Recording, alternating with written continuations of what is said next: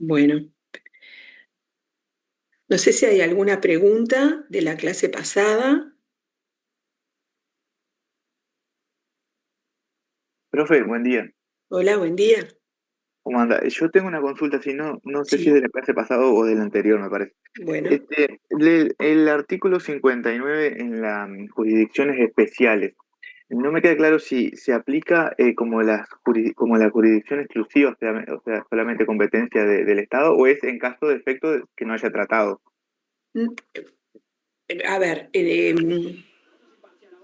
ese artículo en principio, el artículo 59 contiene soluciones especiales que se agregan, ¿no? Se agregan a las del artículo 57, ¿no? Eh, déjenme Ay, perdón, déjenme agarrar el artículo. El artículo 59 dice, los tribunales de la República tienen además competencia en la esfera internacional, ¿no? Y ahí habla de casos de medidas cautelares, habla del domicilio del actor en materia de divorcio, en contrato de trabajo, en contratos con consumidores, habla de medidas de restitución de menores o de tráfico de menores. Esa norma, en principio, es aplicable cuando no tenemos tratado. ¿Ah? O sea, solamente es aplicable, como dice al principio del capítulo de jurisdicción, ¿no?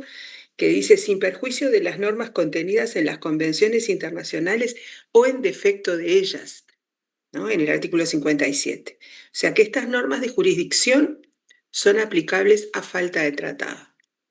Ahora bien, en el caso del divorcio, en el caso del divorcio, em, no se olviden ustedes que tenemos el artículo 59, pero del Tratado del 40, que fue reservado.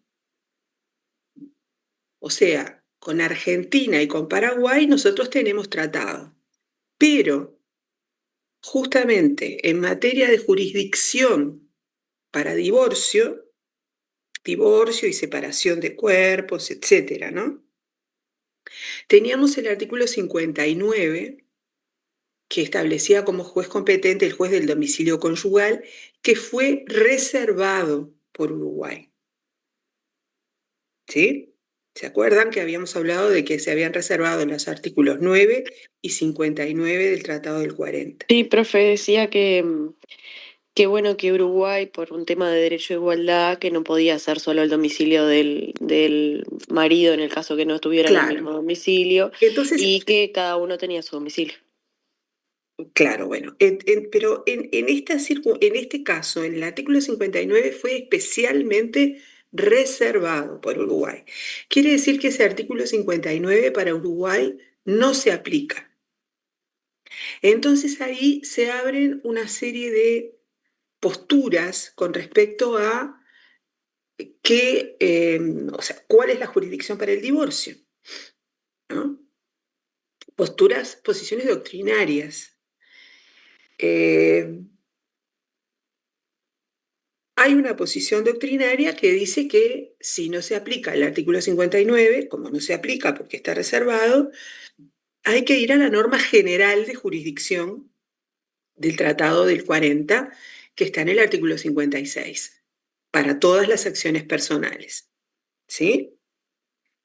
O sea, no siendo aplicable el artículo específico de divorcio para Uruguay, aplicamos el artículo 56 que refiere a acciones personales. Siendo el divorcio una acción personal, habría que aplicar el artículo 56 para esta posición. El artículo 56, salvo la prórroga territorial de jurisdicción, que ustedes se acuerdan que habíamos puesto énfasis en que solamente la prórroga funciona para las acciones personales patrimoniales, ¿sí? O sea que funcionaría el criterio Acer y funcionaría el criterio del domicilio del demandado. ¿Tá? Esta es una posición. La otra posición dice, bueno, si el artículo 59 fue reservado, en este punto no hay tratado entre Argentina, Paraguay y Uruguay. ¿Ah? Porque Uruguay reservó este artículo, no se aplica. Por lo tanto, podríamos concluir que sobre este punto en concreto no hay tratado. Si no hay tratado o cuando no hay tratado, ¿qué hacemos? Vamos al DIP de Fuente Nacional. Entonces, si vamos al DIP de Fuente Nacional, ¿a dónde tendríamos que ir en materia de divorcio o separación de cuerpos? Al artículo 57, a las soluciones generales, más el artículo 59, literal C. ¿Tá? Estas son las posiciones. Todavía hay otra posición doctrinaria que a mí no me convence mucho, que plantea ir al artículo, al Tratado del 89, ¿no? El Tratado del 89,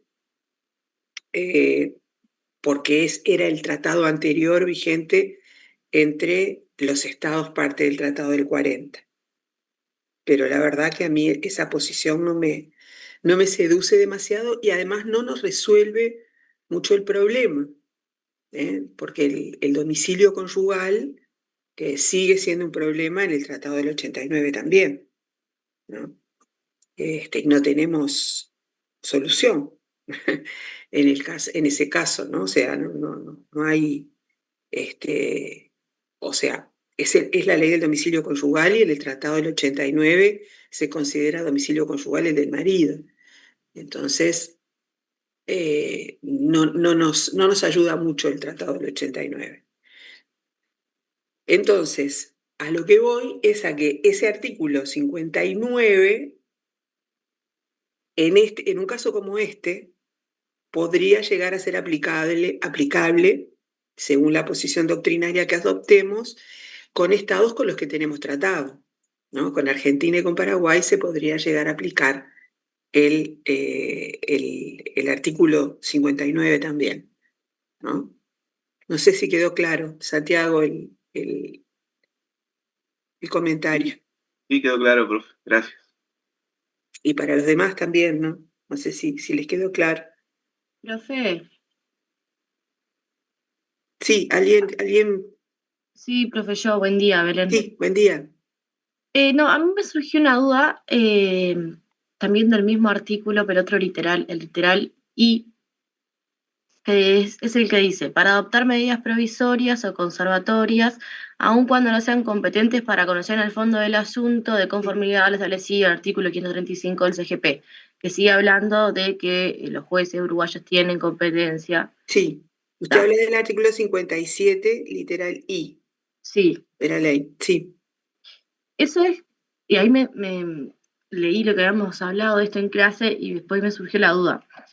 ¿Es cuando se lleva a cabo un proceso en otro estado y en Uruguay, supongamos, el demandado tiene un bien de manera transitoria, como dimos el ejemplo que era vehículo, entonces ese estado o sea, Uruguay asume competencia de manera De urgencia, de urgencia solo para a efectos de dictar esa medida, porque sí, si se pide la cooperación demoraría mucho tiempo. O sea, sí. pero en el caso de que le pidan a Uruguay que asuma la competencia de manera de urgencia, no es que Uruguay, que sea un proceso que se lleve a cabo en No. Uruguay y el demandado tenga bienes en otro. Esa competencia es una competencia que tiene como fundamento, como decíamos en la clase pasada, tiene como fundamento lo que se llama el principio de la jurisdicción más próxima. O sea, que el juez, en este caso, el juez uruguayo sería el que está más próximo del bien o de la persona sobre la cual recaería esa medida. O sea, el bien sobre el cual adoptar la medida o la persona sobre la cual adoptar la medida se encuentra en la jurisdicción del juez uruguayo. Entonces el juez asume jurisdicción para adoptar esa medida. ¿Por qué? Porque es el que está más cerca. ¿Ah? Es el que tiene más proximidad. Entonces, el particular que solicita la medida va directamente a ese juez. Pues uruguayo. Al juez uruguayo, claro. Por razones de urgencia, va el particular directamente y le pide la medida y fundamenta la urgencia y fundamenta que el bien o la persona están en su territorio. ¿Ah? Porque ese es el fundamento para que asuma jurisdicción. El juez internacionalmente competente para entender en el proceso objeto de la cuestión, o sea, en el, no sé, en el juicio que se sigue por incumplimiento de un contrato o en un juicio que sea por la guarda de un menor, por ejemplo, ese juez, el juez internacionalmente competente va a seguir siendo competente. Este juez asume esta competencia de urgencia para la medida. Por eso decíamos que el juez, si ya se inició el juicio principal en otro estado, este juez le tiene que avisar a ese otro juez que se tomó esta medida.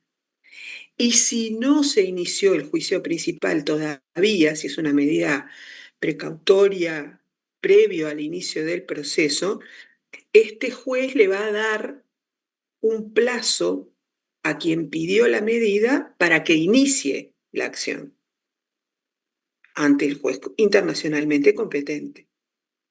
Este juez solo tiene competencia para adoptar esa medida con efecto estrictamente territorial.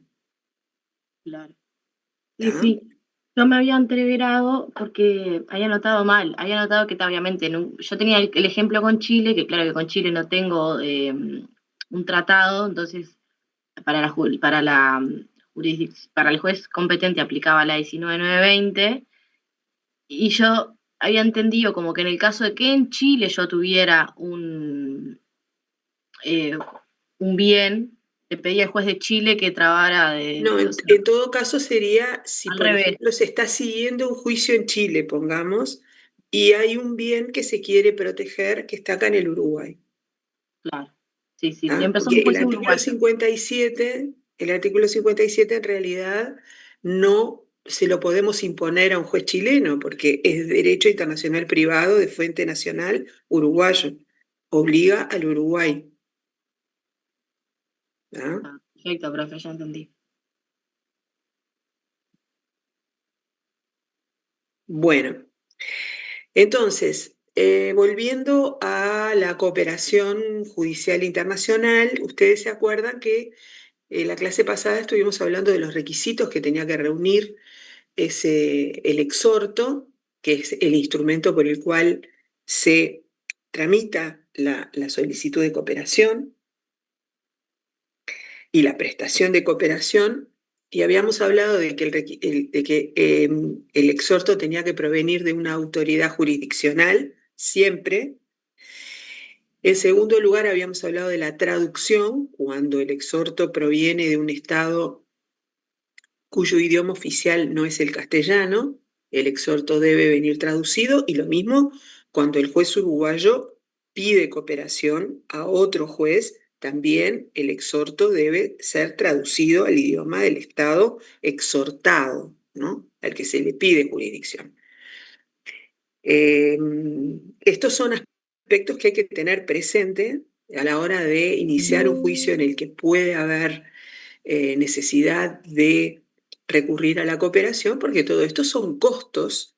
Los costos de traducción, por ejemplo, son costos que tiene que asumir el particular, ¿no? Cuando se hace este proceso. Los costos, ahora después vamos a ver los costos, por ejemplo, de la tramitación del envío del exhorto. Pero este costo, porque es el costo del envío del exhorto, vamos a ver que puede haber mecanismos que lo abaratan. Pero el costo de la traducción, este es un costo que no se puede excluir y no es menor, porque no solamente es el exhorto, ¿no? O sea, es el exhorto con sus anexos, lo que hay que traducir. Así que esto es algo que hay que tenerlo presente a la hora de evaluar la tramitación de un proceso de estas características, ¿no?, en el que se puede requerir la cooperación judicial internacional. Bueno, eso decíamos que la traducción era el segundo requisito.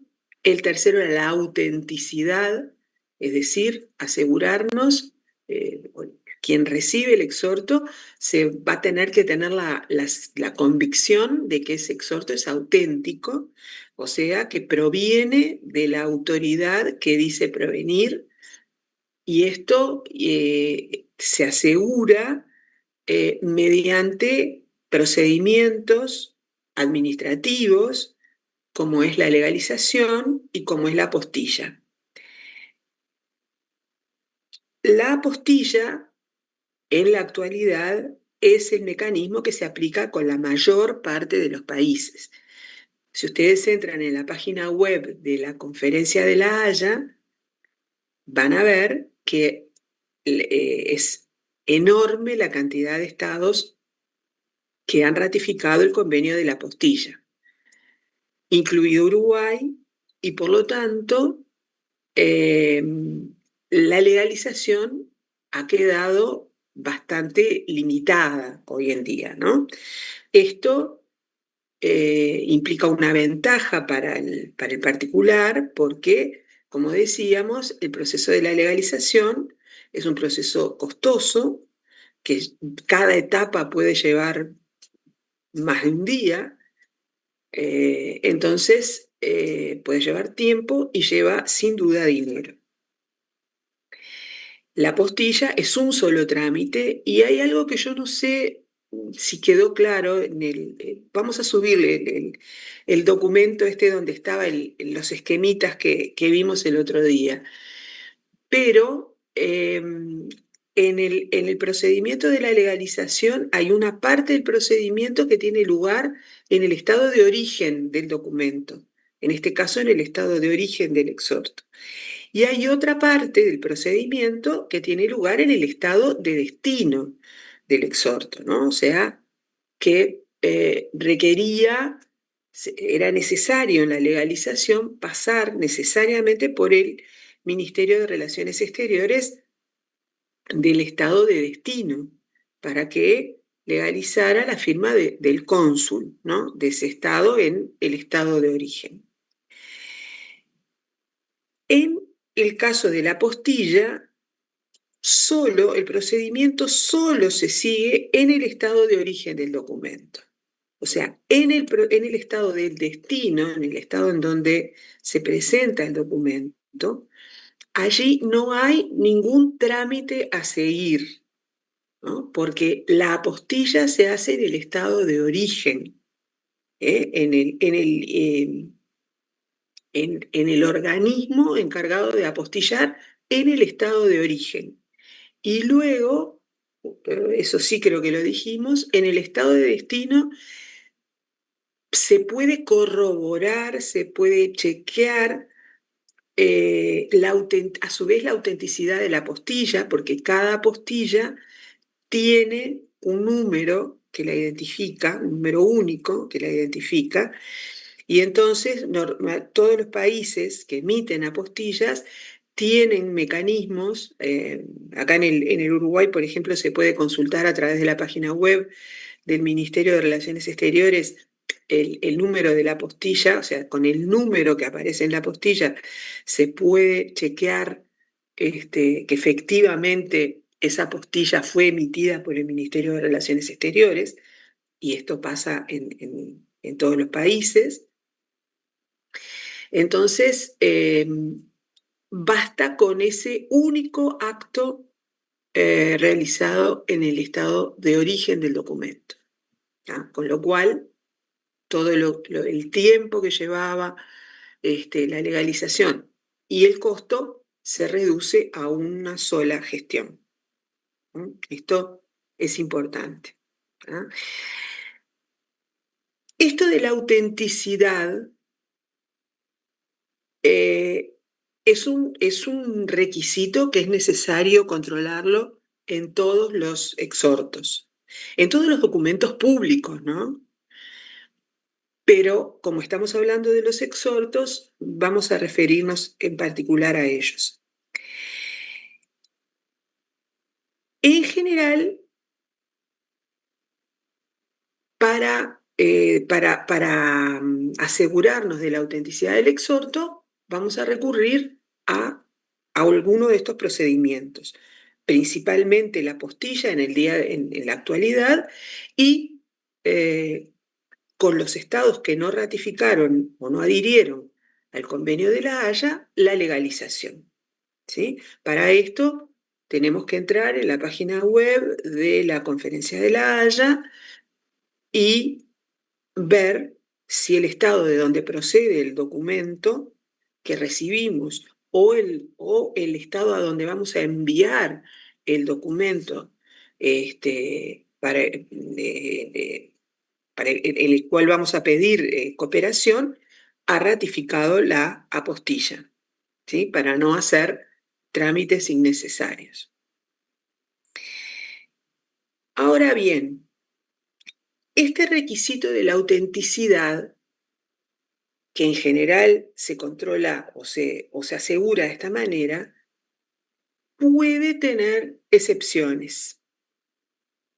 No tiene excepciones la autenticidad, pero sí la forma de asegurarnos de la autenticidad.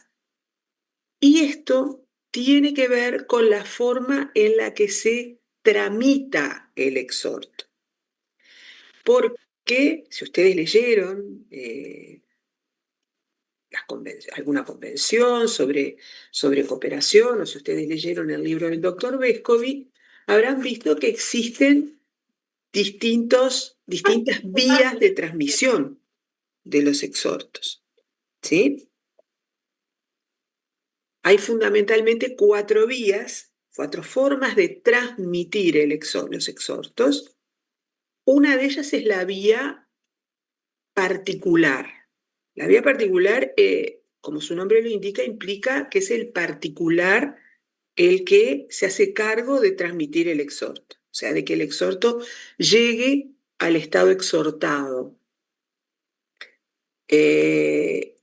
Esto quiere decir que el particular retira el exhorto de la sede judicial, hace la tramitación necesaria y lo envía, por ejemplo, por un correo privado, ¿sí? O una persona que viaja a ese estado puede llevarlo ella al estado exhortado, puede llevar el exhorto. Lo que importa acá es que es el particular el que se hace cargo de que el exhorto llegue al estado exhortado, ¿no? Al estado y al poder judicial del estado exhortado. En este caso, es necesario que el exhorto y la documentación anexa estén apostillados o legalizados. ¿Sí? En este caso, en esta vía de transmisión del exhorto, no hay posibilidad de evadir el requisito de apostillar o legalizar el documento. Porque de alguna manera nos tenemos que asegurar que ese documento, efectivamente, ese exhorto fue emitido por el juez que dice haberlo emitido. Hay otra vía de transmisión de los exhortos que es la vía diplomática o consular. En ese caso, el exhorto sale del Poder Judicial, o sea, va del juez a la Suprema Corte en nuestro país. La Suprema Corte lo envía al Ministerio de Relaciones Exteriores.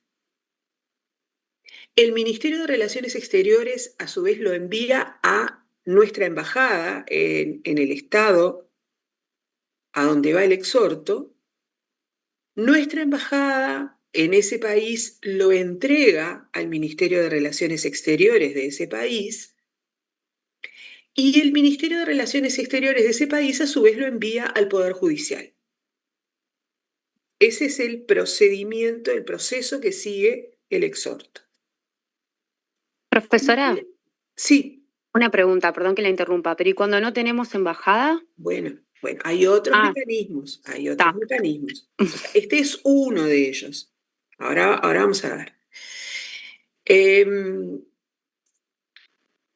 Esta vía de transmisión es una vía, como ustedes ven, donde no intervienen los particulares, ¿no? O sea, en esta vía de transmisión, esta es una vía oficial de transmisión, porque pasa del juez a la Suprema Corte, de la Suprema Corte al Ministerio de Relaciones Exteriores, del Ministerio de Relaciones Exteriores a la Embajada, de la Embajada al Ministerio de Relaciones Exteriores del Estado de destino y de ahí al Poder Judicial.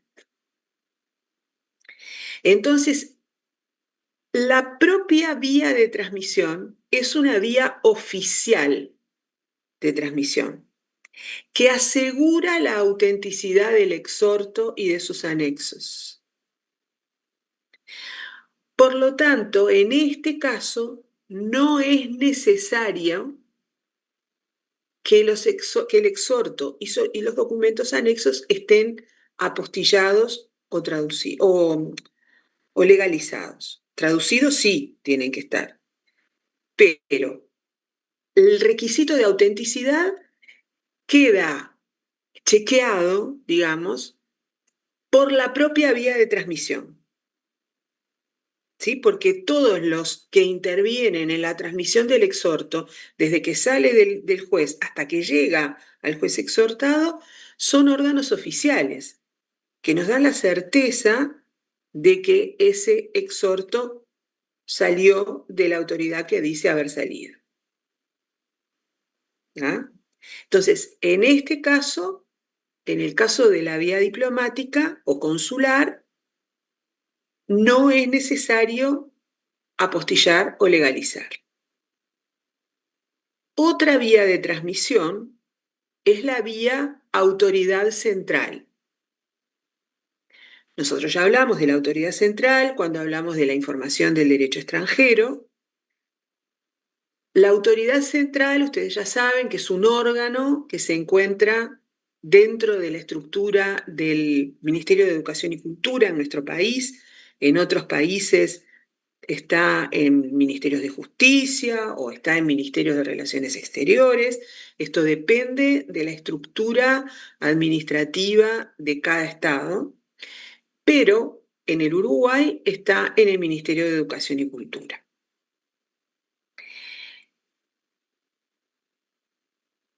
Ahora vamos a ver en un ratito que en varios textos que nosotros tenemos vigentes en materia de cooperación, se prevé la creación de una autoridad central en cada estado parte. Entonces, en esos casos, el exhorto puede, en algunos casos debe, vamos a ver, pero puede tramitarse, en realidad debo decir puede tramitarse. Después voy a aclarar esto. Puede tramitarse a través de la autoridad central.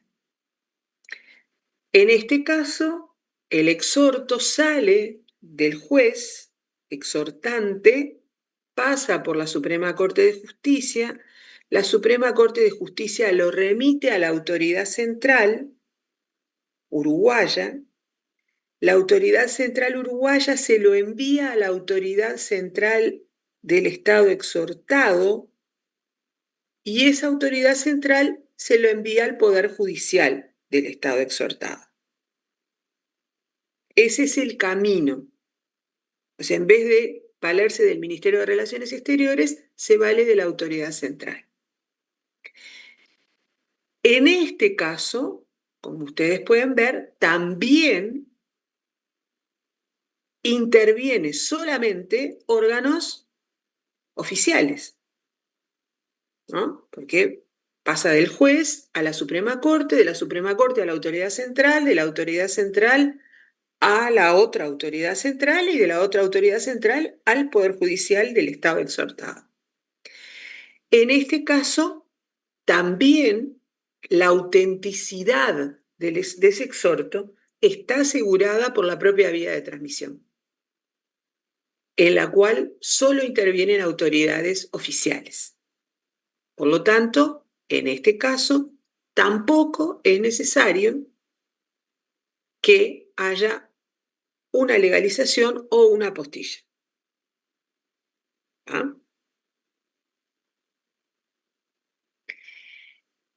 Hay otra vía de transmisión casi no utilizada. Profe, ¿Sí? ¿Alguien habló? Sí. sí, yo manda un poco mal el micrófono. A ver, Sí. ahí se escucha mejor. Está, entonces, el recorrido que hace dentro de la autoridad central es que. Dentro de la autoridad central. Perdón, no, cuando parte de la autoridad, cuando es vía No, autoridad central. cuando se utiliza como vía de transmisión a la autoridad central. Claro. Está, sale del juez, va a la Suprema Corte de Justicia. Sí. La Suprema Corte de Justicia lo envía a la autoridad central y de la Sí. autoridad y ahí va a la embajada de Uruguay. No. La autoridad central lo envía a la autoridad central del otro estado. Ahí va. Ahí la comunicación es entre autoridades centrales. Está. O sea que no pasa ni por el ministerio ni por la embajada. No. Está. A ver, actualmente en la práctica, con varios países, la autoridad central utiliza la valija diplomática del Ministerio de Relaciones Exteriores. Pero ustedes tómenlo así como se los dije. ¿Está? Va de autoridad central a autoridad central.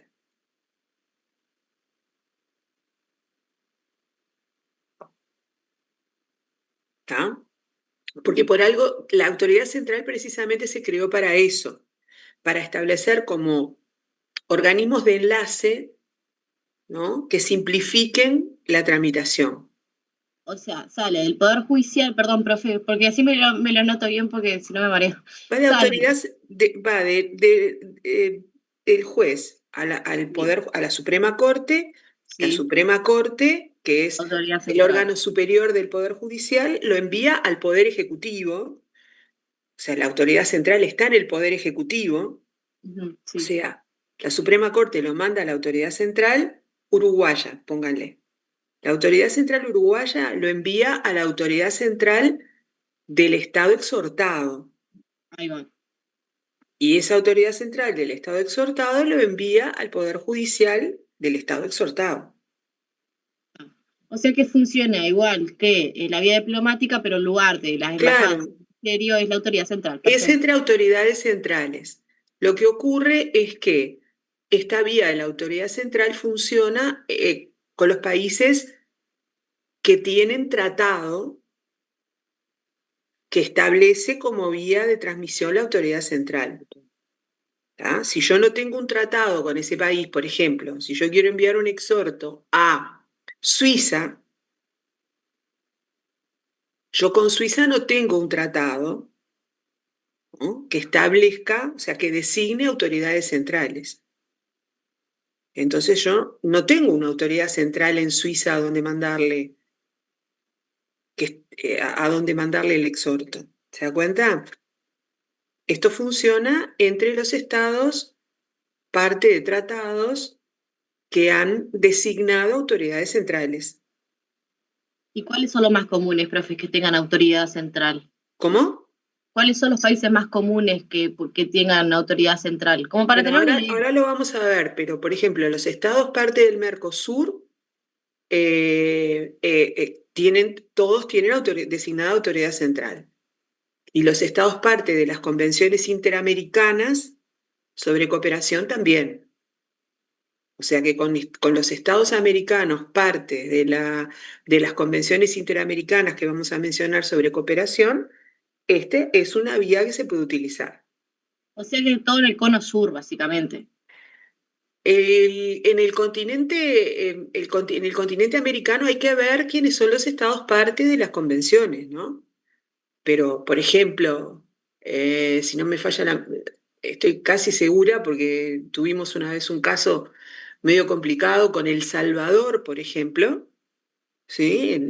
Que teníamos un exhorto El Salvador es parte El Salvador, que es un estado centroamericano, es parte de la Convención sobre Exhortos, si no me falla la memoria, y se puede enviar por la vía autoridad central, porque los estados parte de la Convención Interamericana tienen la obligación de designar una autoridad central. Pero hay que mirar el estado de ratificaciones de la Convención. Porque yo que sé, de repente justo es un estado que no ratificó esa convención. No todos los estados americanos ratificaron todas las convenciones sobre cooperación. Eso hay que mirar el estado de ratificaciones y ver si el estado al que vamos a mandar el exhorto ratificó la Convención Interamericana. Entonces una de las vías que se puede tener en cuenta es la vía autoridad central. Y en el Mercosur, sí, ahí sí está vigente la autoridad central. Gracias, profe. Daniela.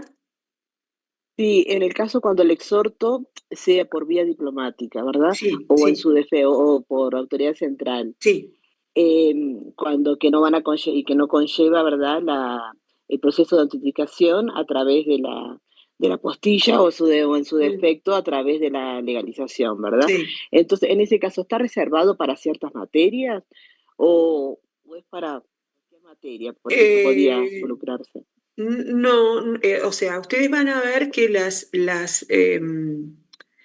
los tratados que tenemos vigentes hablan de la cooperación civil en un sentido amplio, ¿no? Hablan de cooperación civil, cooperación administrativa, comercial, laboral.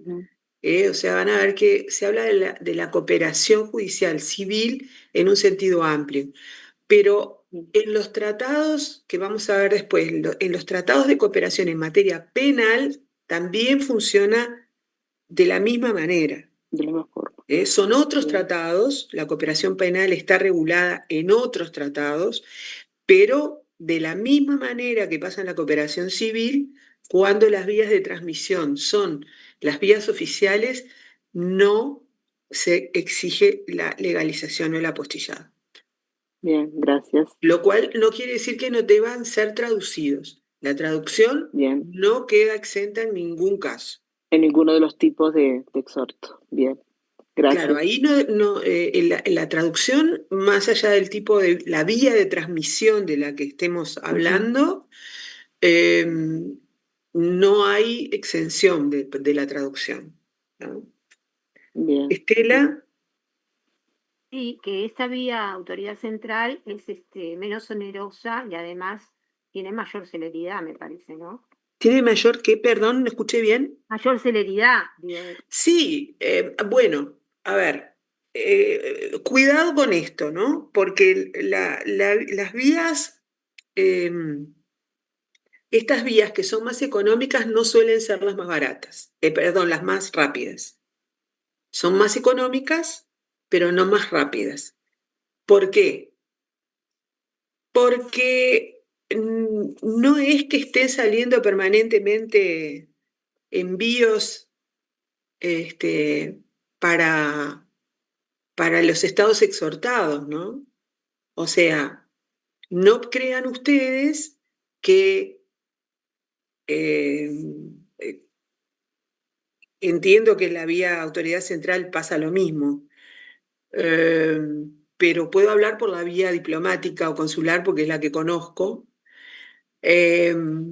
No crean ustedes que llega un exhorto del Poder Judicial para mandar un exhorto a Suiza, por ejemplo, y llega el exhorto y sale una valija diplomática para Suiza con el exhorto, ¿no? Esto no funciona así. En el Ministerio de Relaciones Exteriores hay un calendario de valijas diplomáticas. Porque las valijas tienen costo para el Ministerio de Relaciones Exteriores, ¿no? Entonces salen valijas con documentos que incluso, les digo más, antes, hace algunos años, las valijas diplomáticas, que son bolsas, ¿no? Son unas bolsas de una tela gruesa, ¿no? Que ahí vienen todos los documentos metidos. En una época venían las valijas de todos los países llenas de cosas, llenas de documentos. ¿Ah? Me acuerdo cuando llega valija de tal lado, bueno, venía llena para todas las oficinas del ministerio y con exhortos también. Hoy en día, las valijas vienen con muy pocas cosas, vienen con aquellos documentos que no hay más remedio que tienen que estar impresos, ¿no? Que tienen que constar en papel, porque el correo electrónico ha eliminado un montón de documentos que antes venían en papel y hoy vienen como adjuntos a los correos escaneados, ¿no? O sea, vienen en formato PDF, muchos de los documentos que antes no llegaban en papel, ¿no? Entonces, las valijas, el único país, que incluso ahora tampoco, pero el único país donde había valijas todas las semanas era Argentina. Todas las semanas había valija desde Argentina y hacia Argentina. Con Brasil era un poco, era más o menos parecido, pero menos. Pero con los demás países normalmente era y sigue siendo, hay valija una vez por mes. Sí hay documentos. Sí hay documentos, obviamente, no se va a mandar una valija vacía, ¿no? Y muchas veces no hay documentos para mandar, documentos en papel para mandar, ni desde el exterior a Montevideo, ni de Montevideo al exterior. Entonces, si llega un exhorto, ¿no? Para mandar al exterior, o si llega un exhorto, si llega un exhorto del Poder Judicial para mandar al exterior, salvo que ese exhorto esté rotulado como urgente por algún motivo, por ejemplo, porque es una solicitud de extradición. Las solicitudes de extradición normalmente son todas súper urgentes porque tienen un plazo, ¿no? Pero salvo que se trate de un exhorto que por algún motivo tiene un pedido especial, urgente, espera a la próxima valija. Si llegó el exhorto y la valija para Suiza, pónganle ustedes, salió ayer, espera a la próxima valija el exhorto. Queda ahí esperando a que salga la próxima valija. Me imagino que con la autoridad central ocurre algo parecido. Y como les decía, hay algunos casos de algunos países en los cuales la autoridad central utiliza la valija del Ministerio de Relaciones Exteriores por una cuestión de economía, ¿no? O sea, porque las valijas cuestan, no son baratas. Entonces, es una vía más económica, pero no es la vía más rápida. Eso hay que hacer la aclaración. La vía más rápida es la vía particular, en la que el propio particular es el que se encarga de llevar, no de llevar, pero de hacerle seguimiento al trámite, ¿no? O sea, se encarga de él ponerlo en el correo privado, poner el sobre con el exhorto y los anexos en el correo privado, de hacer el seguimiento del envío, ¿sí? Esa es la vía más rápida. Es la más costosa también. Ajá. Gabriela. Profesora, una consulta sencilla. El juez firma el exhorto. Sí. ¿Y quién pone o quién determina la vía? Porque bueno, la vía, a ver, el propio particular puede, cuando, por ejemplo, se ofrece una prueba, ¿no? El particular ofrece una prueba y puede el propio particular decir que se va a hacer cargo del envío del exhorto, ¿no? Claro. Esto el propio particular lo puede proponer. Y la vía diplomática o consular es el juez entonces el que dispone y le da el Bueno, a ver, hay casos en los cuales, ahora vamos a ver cómo hay casos en los que el propio instrumento aplicable, ¿no? El propio tratado que resulta aplicable, establece las vías de transmisión, ¿no? Claro. Seguramente, si el particular nada dice, el juez va a disponer que se tramite por la vía que, o sea, como les decía, si hay un tratado en el cual se establece que hay autoridad central, que las partes tienen que designar autoridad central, es muy probable que el juez disponga que se envíe por autoridad central. Hay casos en los que no tenemos tratado, como les digo, Suiza, un país asiático, con los que no tenemos tratados en materia de cooperación en general, y en ese caso va a tener que ir por la vía diplomática, porque no tenemos autoridad central, no tenemos muchas alternativas si la parte no ofrece hacerse cargo del envío, ¿no?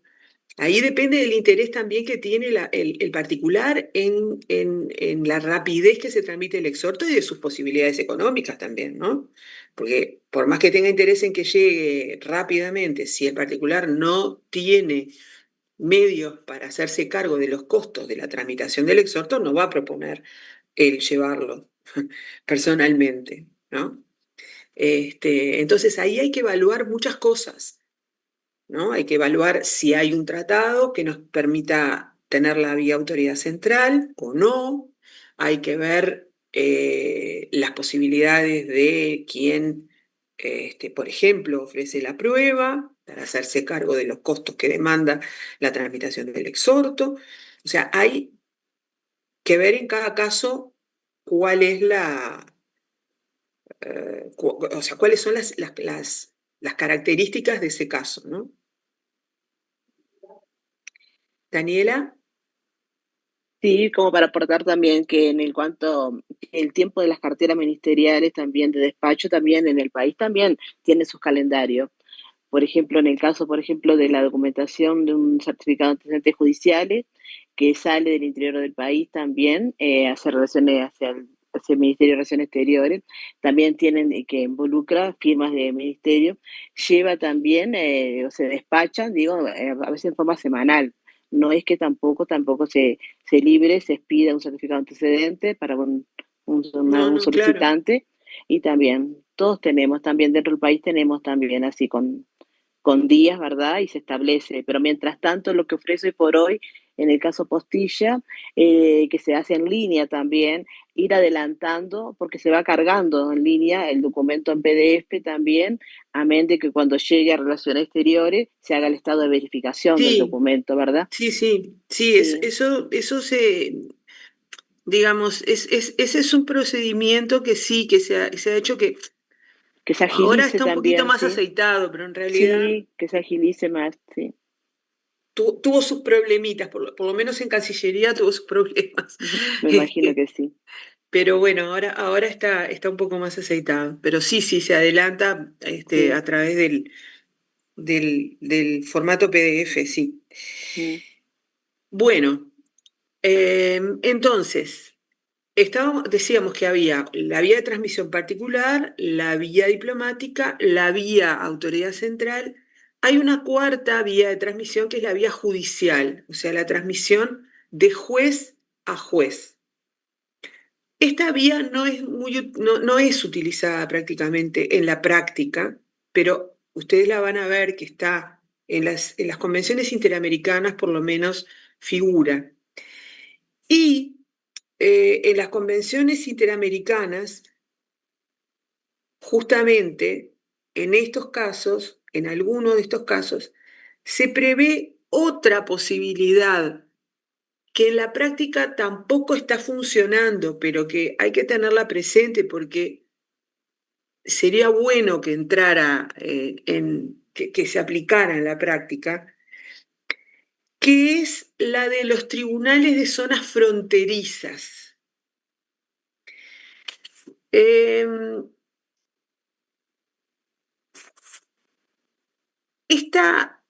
estos casos, en la tramitación de tribunales en zonas fronterizas, también se prevé la exoneración del requisito de la legalización o del apostillado.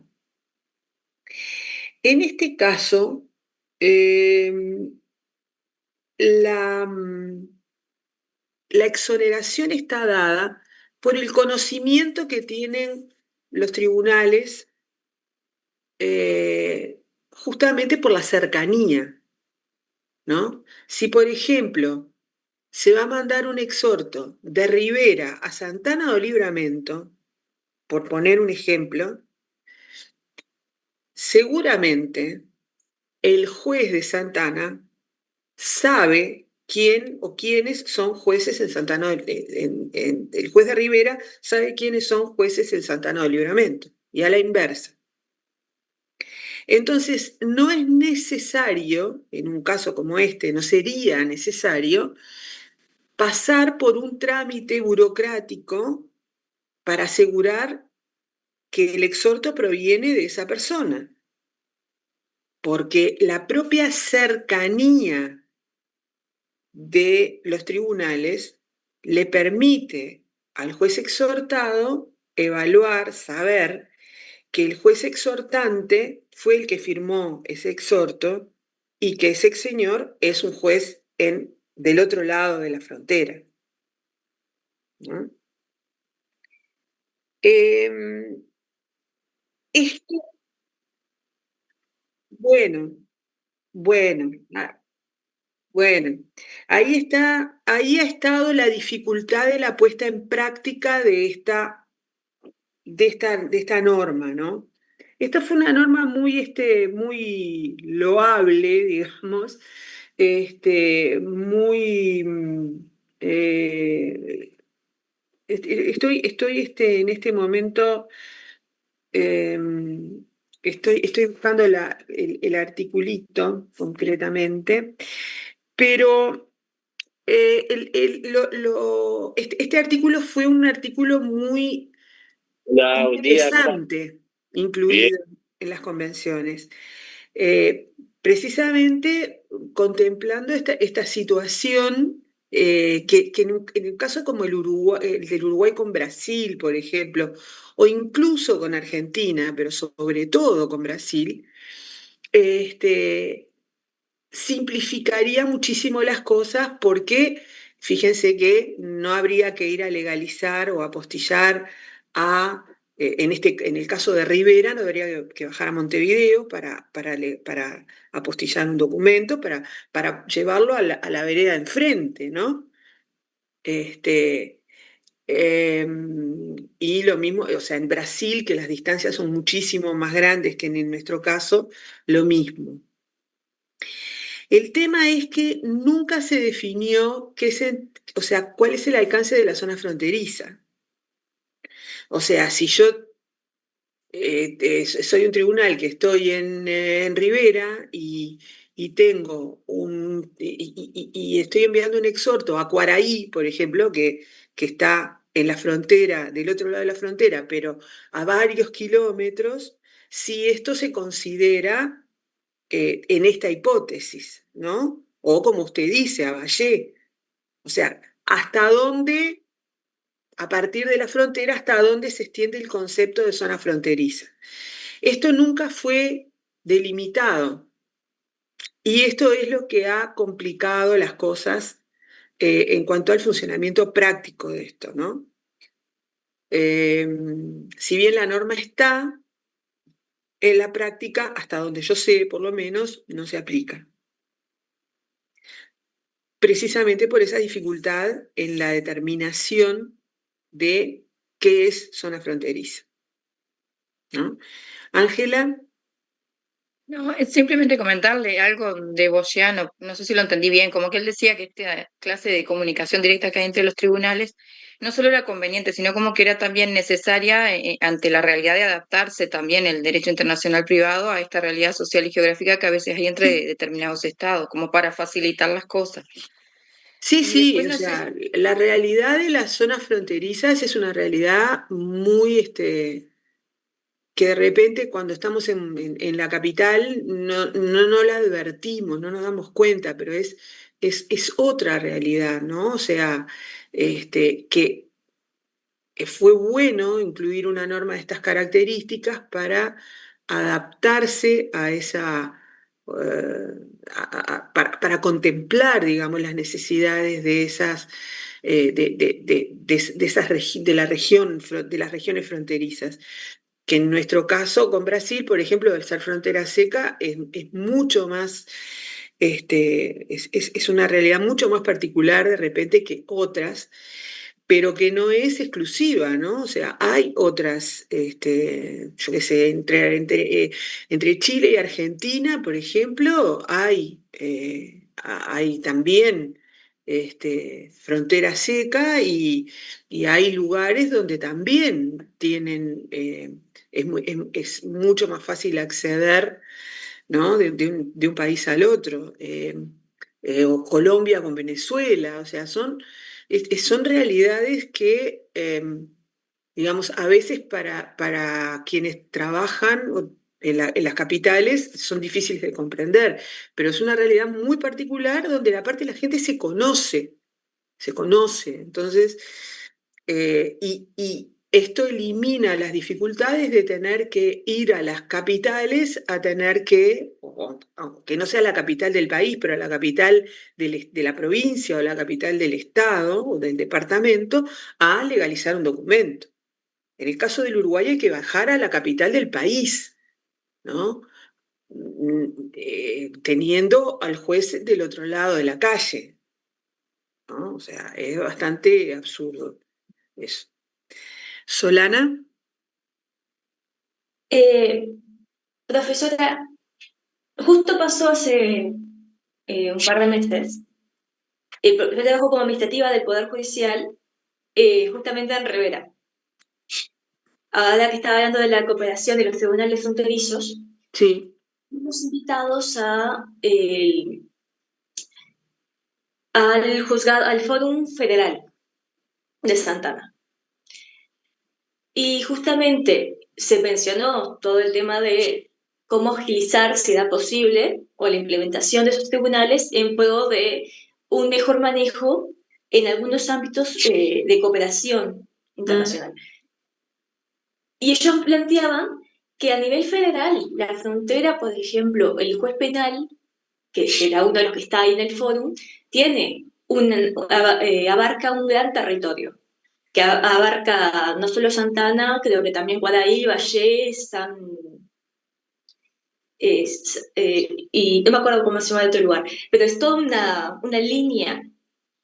Pero él decía que parte de los problemas que tiene la implementación, o por qué no lo hacen, es justamente a nivel penal principalmente, porque era su caso, las formalidades con el tema de las pruebas o de la documentación, que a veces no convenía el método más corto, porque si no, cuando le llega a él, él no lo puede implementar porque corre riesgo de nulidad por las formalidades entre medio, entre la documentación que recibe o el apoyo que recibe, entonces prefiere el camino largo a través de la autoridad central. Sí, sí, sí. Sí. Era Es una pena porque, por ejemplo, la Convención Interamericana, ahora acá justamente encontré el artículo, es el artículo 7º, el de la Convención Interamericana sobre exhortos o cartas rogatorias, dice, los tribunales de las zonas fronterizas de los estados partes podrán dar cumplimiento a los exhortos o cartas rogatorias previstos en esta convención en forma directa sin necesidad de legalizaciones, ¿no? Entonces, teniendo la norma habilitante, es una lástima que no se pueda no se haya podido poner en práctica después de tantos años, además, ¿no? Pues son muchos años. Pero bueno, ahí estamos. Sí, ustedes, estoy viendo acá la pregunta de los parciales. Ustedes se imaginarán que si nosotros tuviéramos hoy la nota de los parciales, ya se la habríamos dado, ya la habríamos subido, porque no la tenemos todavía. En el fin de semana estamos haciendo todo lo posible para podérselas dar en el fin de semana. ¿Tá? Pero seguimos corrigiendo. Les vuelvo a repetir, son 148 escritos. ¿Tá? Profesora, disculpe respecto a eso. ¿Me escucha? Sí, Bien, la duda que tenemos es la siguiente. Según el reglamento, nosotros nos podemos dar de baja antes del segundo parcial. sí, También sabemos que por reglamento en los cursos teóricos son 2 parciales por materia. En esta hacemos 3. sí, Bien, entonces la duda que nos genera es, ya que no tenemos las notas y en realidad siendo 2 los parciales obligatorios, si nosotros vamos a tener el derecho de darnos de baja antes del último parcial, que sí, sería el sí, tercero en nuestro caso, sí, sí, porque no sabemos cómo venimos. sí, sí, sí, Esa era la mayor sí, preocupación, sí. No, digamos. no se preocupen por eso. No se preocupen por eso. Bien, ¿No? bárbaro. Muchas Por eso no gracias. se preocupen. ¿Tá? Bueno. Em, bueno, entonces, tenemos estas 4 vías de transmisión de los exhortos, ¿sí?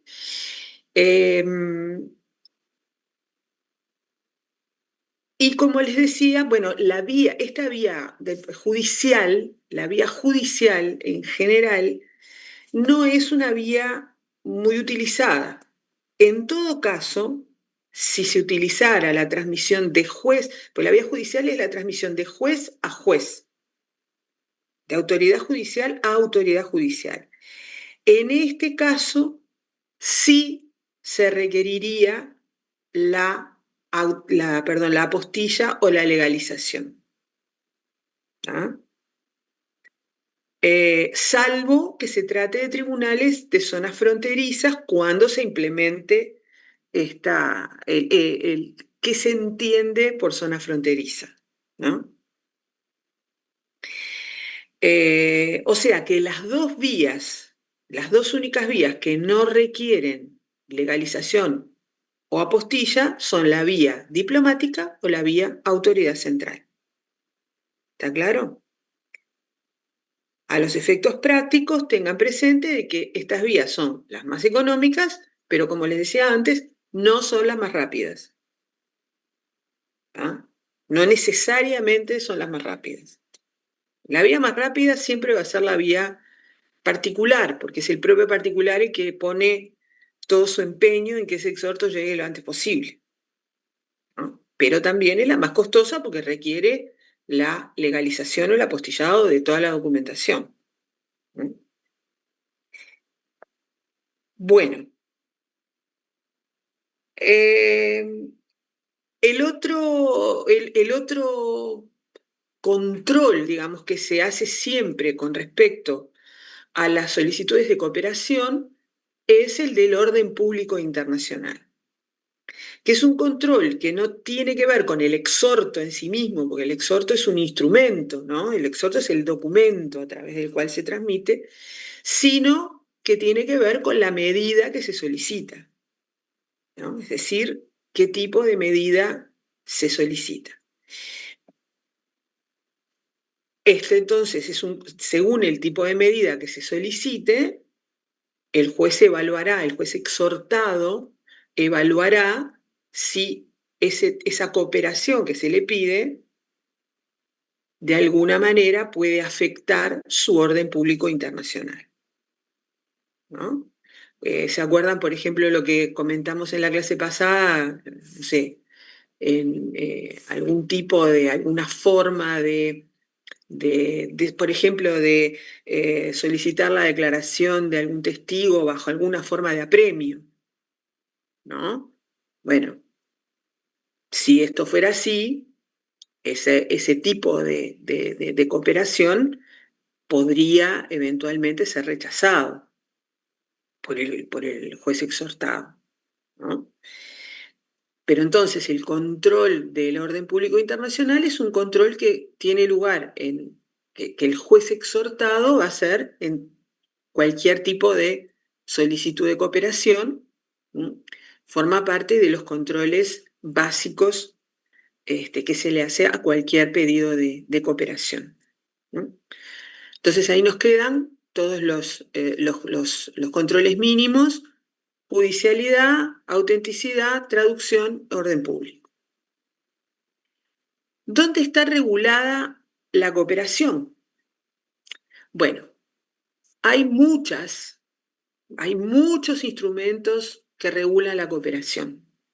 Acá nosotros tenemos, o sea, acá en procesal se empieza a intensificar esto que ya lo hemos mencionado, de cuando se nos superponen tratados entre los mismos estados sobre las mismas materias.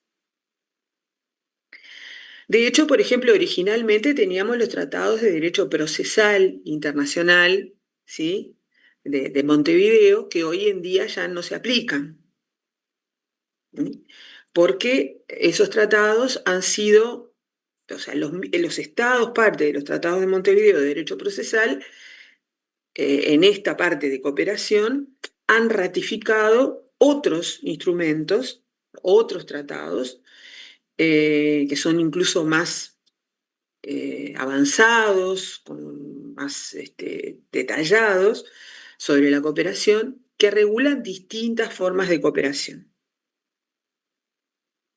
Nosotros hoy en día tenemos vigentes tratados a nivel multilateral.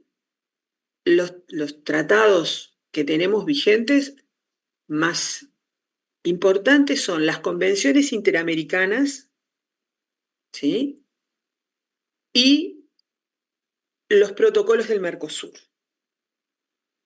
Después hay convenios bilaterales con España, con Francia, hay con Perú, hay con Argentina, algunos convenios bilaterales.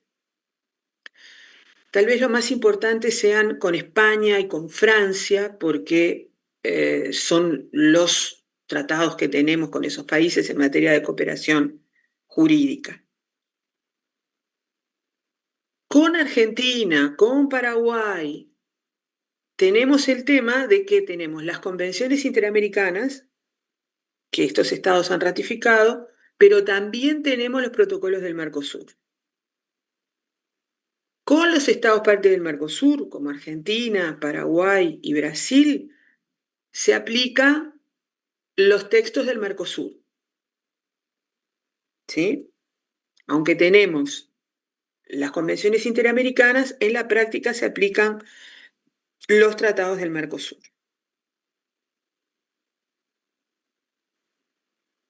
Profe, una consulta. Con los demás estados vamos a aplicar las convenciones interamericanas cuando tenemos convención interamericana, y con los demás estados, o sea, con los estados europeos en general, y con los estados americanos que no son parte de la convención, de las convenciones interamericanas, vamos a aplicar el CGP, pero cuidado, vamos a aplicar el CGP cuando somos nosotros el estado exhortado.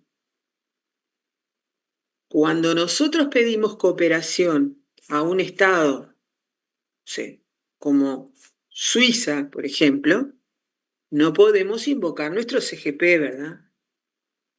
Porque nuestro CGP es DIP de fuente nacional.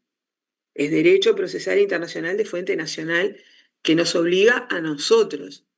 Si nosotros queremos pedirle cooperación a un juez suizo, vamos a tener que buscar las normas de cooperación judicial internacional suizas, porque esas son las normas que obligan al juez suizo.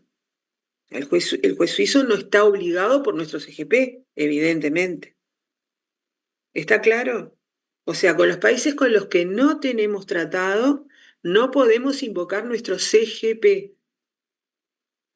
El CGP es la norma de cooperación procesal internacional cuando el Uruguay es un Estado exhortado. O sea, cuando recibimos una solicitud de cooperación, por ejemplo, de Suiza, acá. El juez uruguayo va a mirar, usted tiene que...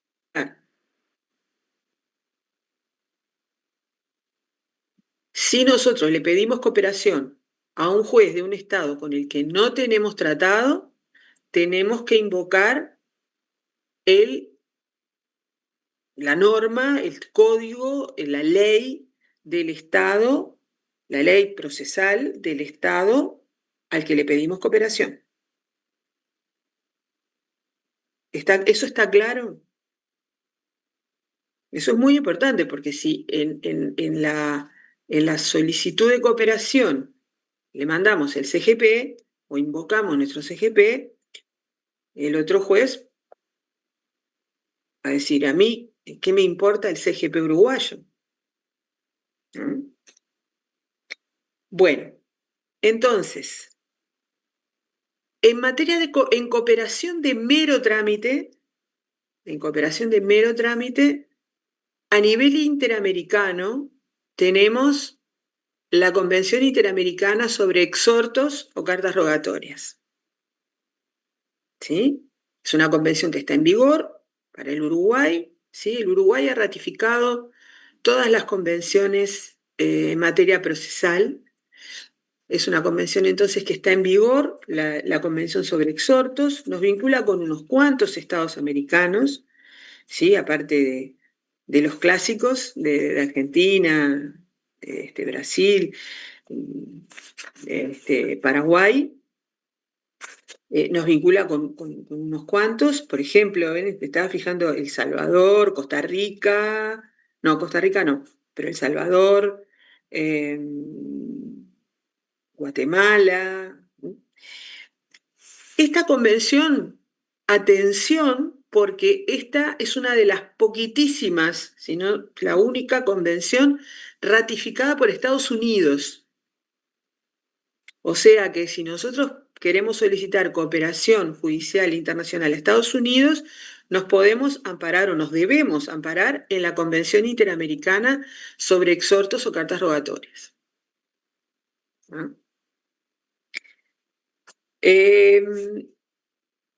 También España ratificó esta convención, adhirió, mejor dicho, no ratificó, sino que adhirió a esta convención. Según esta convención, o sea, en esta convención están establecidos los requisitos que hay que controlar para tramitar un exhorto y el contenido que tiene esta convención el tipo de cooperación que abarca está en el artículo 2, ¿no? Dice, la presente convención se aplicará a los exhortos o cartas rogatorias expedidos en actuaciones y procesos en materia civil o comercial por los órganos jurisdiccionales de uno de los estados parte y que tengan por objeto la realización de actos procesales de mero trámite, tales como notificaciones, citaciones o emplazamientos en el extranjero, la recepción o obtención de pruebas de informes en el extranjero, salvo reserva expresa al respecto. Y luego dice, la presente convención no se aplicará a ningún exhorto o carta rogatoria referente a actos procesales distintos de los mencionados en el artículo anterior. En especial, no se aplicará a los actos que impliquen ejecución coactiva. Con lo cual, entonces, en esta convención estamos en el grado más básico de cooperación. ¿Sí? Es la cooperación de mero trámite. ¿Sí? No vamos a leer la convención, esto se lo dejamos a ustedes, pero esta convención consagra las 4 vías de transmisión, o sea que se puede recurrir a cualquiera de esas vías en el marco de esta convención. El artículo 5 establece los requisitos que debe reunir el exhorto, aparte de los que ya hemos mencionado, pero estos son requisitos documentales. ¿Qué información hay que incluir en ese exhorto, ¿no? O sea, quiénes son las partes, o sea, información relativa al proceso, ¿sí? Que se está tramitando, una copia de la demanda,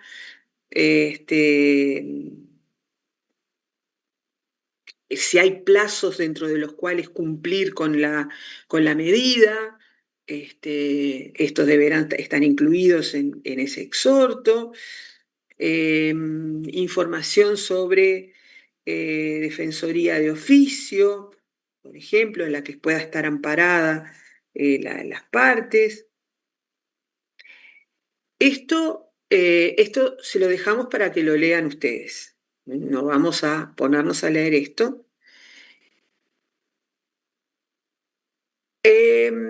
Sí hay algo en lo que hay que hacer especial énfasis, y es un principio de la cooperación que aparece en todos los tratados, que es lo que se llama el principio del diligenciamiento no vinculante, o también llamado autonomía del acto cooperativo. ¿Qué quiere decir esto? Esto quiere decir que el Estado que presta la cooperación no queda obligado luego a reconocer la sentencia que se pueda dictar en ese proceso. Esto está en la Convención Interamericana sobre Exhortos o Cartas Rogatorias, está en el artículo 9. Ese artículo dice: el cumplimiento de exhortos o cartas rogatorias no implicará, en definitiva, el reconocimiento de la competencia del órgano jurisdiccional requirente, ni el compromiso de reconocer la validez o de proceder a la ejecución de la sentencia que dictare. Este es un principio instaurado en materia de cooperación justamente para facilitar la cooperación, para estimular la cooperación. Porque si esto no estuviera expresamente establecido, los estados serían renuentes a prestar la cooperación, porque dirían: no, si yo, no sé, notifico esta demanda, voy a quedar obligado después a reconocer la sentencia que dicte este juez. Entonces, el hecho de notificar una demanda, por ejemplo, no quiere decir que ese tribunal, hoy o mañana, si recibe una sentencia, la sentencia que se dicte en el estado de origen, o sea, en el estado exhortante, no va a tener que ser reconocida por el estado exhortado. ¿Sí? Y vean algo que dice acá también en este artículo, que es que no implica el reconocimiento de la competencia del órgano jurisdiccional requirente. En esta forma de cooperación de mero trámite, el juez exhortado no controla la jurisdicción internacional del juez exhortante. Lo único que controla es que sea un juez, o sea, que sea una autoridad jurisdiccional, ¿sí? Pero no si es competente en la esfera internacional. En la jurisdicción de mero trámite y probatoria no hay control de jurisdicción internacional, ¿sí? O sea, Marcelo Baumhofer le estaba preguntando. Son esas dos cosas que quedan consagradas, ¿no? O sea, la autonomía del acto cooperativo, o sea, el prestar cooperación para un determinado acto procesal no implica que después haya que reconocer la sentencia, Y además también dice, de paso, que no hay que controlar la jurisdicción internacional del juez exhortante cuando se recibe un exhorto. O sea, lo único que va a poder controlar el juez con respecto al juez exhortante es si es una autoridad jurisdiccional. El exhorto tiene que venir de autoridad jurisdiccional, pero no de autoridad jurisdiccional competente. Eso recién se va a controlar en los casos de cooperación cautelar. ¿Ah? En los casos de cooperación cautelar. En cooperación de mero trámite y probatoria no hay control de competencia. ¿Ah? ¿Está claro eso? Sí, profe.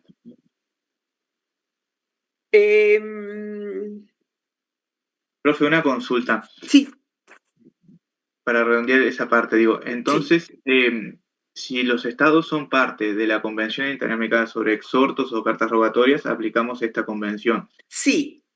Pero si no son parte de los protocolos del Mercosur. Exactamente. Salvo el caso de Argentina, Brasil y Paraguay, ¿no?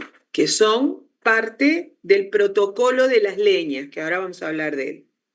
¿Ah? Y si no, de lo contrario, si somos el Estado que nos solicitan la cooperación, aplicamos el CGP, si no son parte ni de la convención ni del protocolo del Mercosur. Claro. O sea, digamos, la regla que podemos utilizar es esta. Estados del Mercosur, aplicamos el protocolo de las leñas. ¿Ah? Aunque sean parte de la Convención Interamericana. Aplicamos protocolo de las leñas. Para el resto de los estados parte de la Convención Interamericana, aplicamos la Convención Interamericana. Para los estados que no son parte ni del protocolo de las leñas ni de la Convención Interamericana, entonces es aplicable el CGP solo si el Uruguay es estado exhortado. Si el Uruguay es estado exhortante, ahí habrá que invocar el CGP, por llamarlo de alguna manera, del estado al que le pedimos cooperación. ¿Ah? Tendremos que investigar, buscar, ver qué dice y cuáles son los requisitos que se deben cumplir para la cooperación. ¿Sí? Bueno, en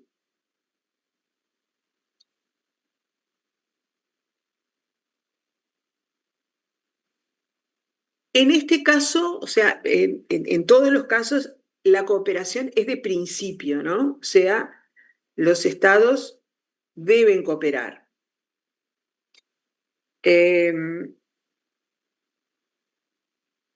Y esto también vamos a hacer esta precisión, esto también, como la autonomía del acto cooperativo, lo vemos en la Convención Interamericana y lo vemos en todos los instrumentos de cooperación.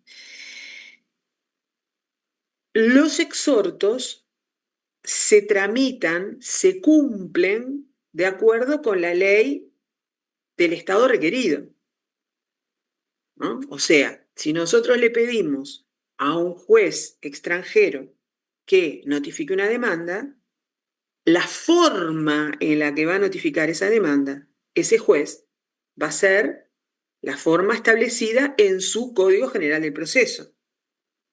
Acá volvemos a los elementos ordenatorios del proceso, ¿no?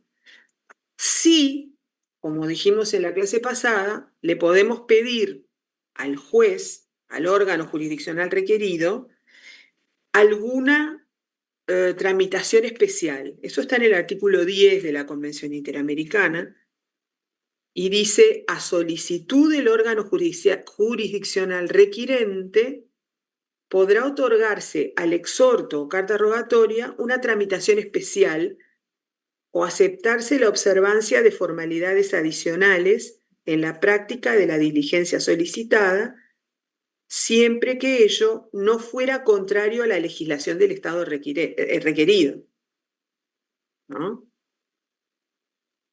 Entonces, la tramitación se hace en principio de acuerdo con la ley del Estado requerido. Se puede solicitar por el Estado requirente alguna tramitación especial, pero esto queda sujeto a que lo permita la legislación del Estado requerido. ¿Ah?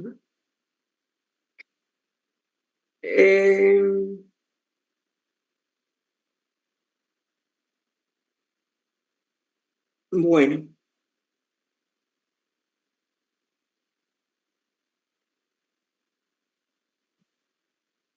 Hay un artículo también en esta convención, que es el artículo 15, y dice, esto es importante porque esto forma parte de las llamadas cláusulas de compatibilidad, que justamente nos sirven cuando tenemos más de un tratado sobre la materia entre los mismos Estados partes. El artículo 15 dice, esta convención no restringirá las disposiciones de convenciones que en materia de exhortos o cartas rogatorias hubieran sido suscritas o que se suscribieren en el futuro en forma bilateral o multilateral por los Estados partes, o las prácticas más favorables que dichos Estados pudieran observar en la materia.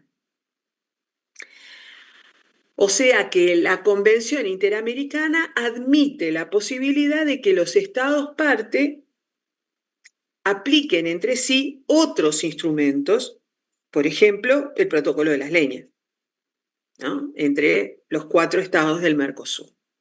O incluso vean que habla de prácticas más favorables, ¿no? Más allá de los tratados, prácticas más favorables, prácticas que favorezcan a la cooperación. ¿Sí? Soledad. No, profe, iba a decir que en el protocolo de las leñas también prevé una cláusula similar en el artículo 35 también de compatibilidad. Sí. Y, por ejemplo, en el caso de las vías, en el caso del protocolo de las leñas, se establece la de autoridad central, ¿no? Y se podría llegar a aplicar las otras también, sí, por esta cláusula. Sí, ahora justamente íbamos a ir a eso, a esta. Bueno,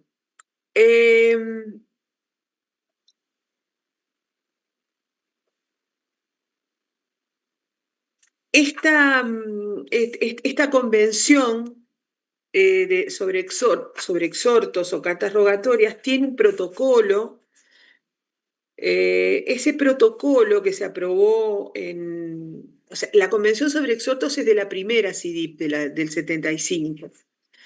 En el año 79 se aprobó un protocolo a esa convención que básicamente incorpora es un formulario que se incorpora a esa convención. Sobre este protocolo hay que tener especial cuidado con Estados Unidos, porque Estados Unidos solo admite los exhortos que van con ese formulario, ¿no? Esto funciona así. Lo tengo presente aparte porque nos pasó en el ministerio una vez. Yo trabajaba en la dirección de tratados y llegó una señora que el abogado la había mandado al ministerio, en vez de ir él, había mandado a la cliente para buscar a ver si nosotros teníamos esos formularios, porque en el juzgado no los tenían y era un exhorto que había que enviar a Estados Unidos. Era un exhorto, era un tema de alimentos, me acuerdo. Y la pobre señora, vino ella al ministerio, nosotros no teníamos esos formularios. Y porque en Estados Unidos solo admiten que vayan en ese formato los exhortos. ¿no? O sea, si no van en ese formato, no los rechazan. Les hago este comentario porque, porque eso está en el protocolo adicional a la Convención sobre Exhortos. No es porque nosotros vayamos a preguntar expresamente el protocolo, pero para que ustedes lo sepan.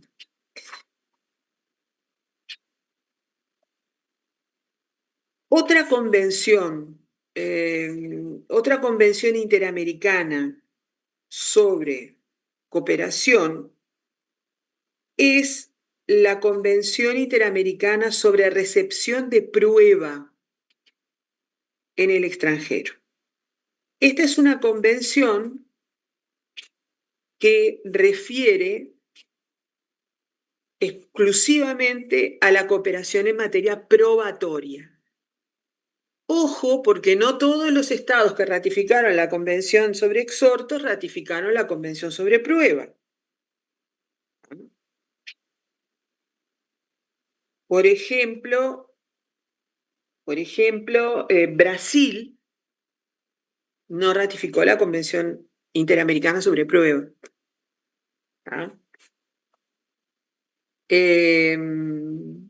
En cambio, hay países que ratificaron la de prueba y no habían ratificado la de exhortos, la de mero trámite. O sea, hay que fijarse siempre en los estados de ratificaciones de las CIDIPS.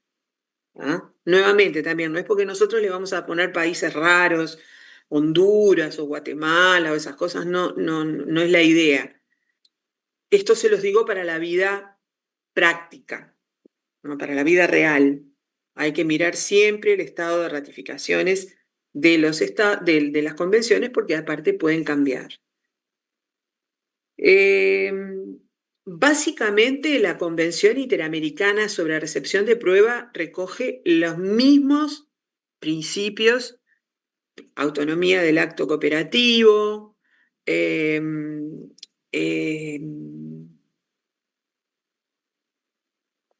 no control de la jurisdicción del juez exhortante, control de jurisdiccionalidad, eso sí, de que viene el exhorto de una autoridad jurisdiccional, autenticidad, traducción.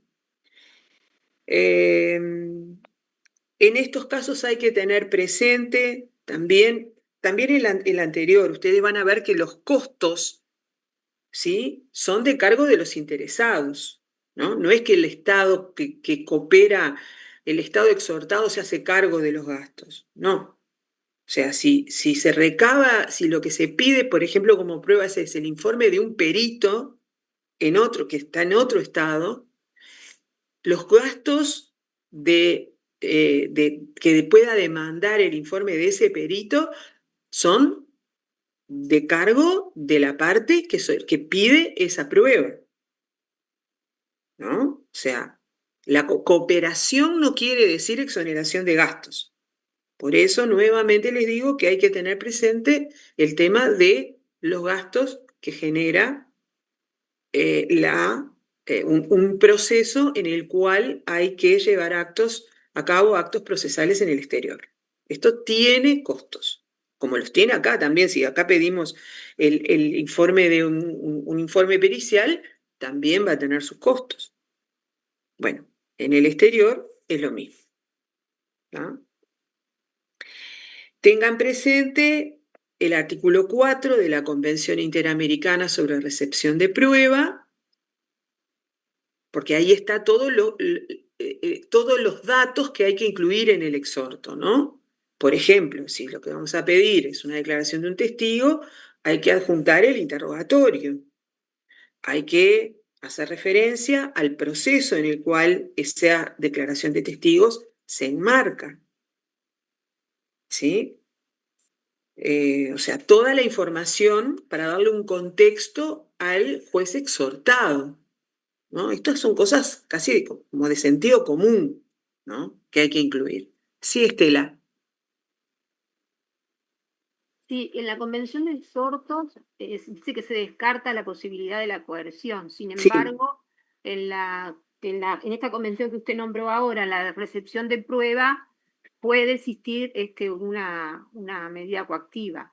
Sí, sí, sí, eso está, déjenme ver ya, acá, está eso y y hay otra cosa que ya les voy a decir.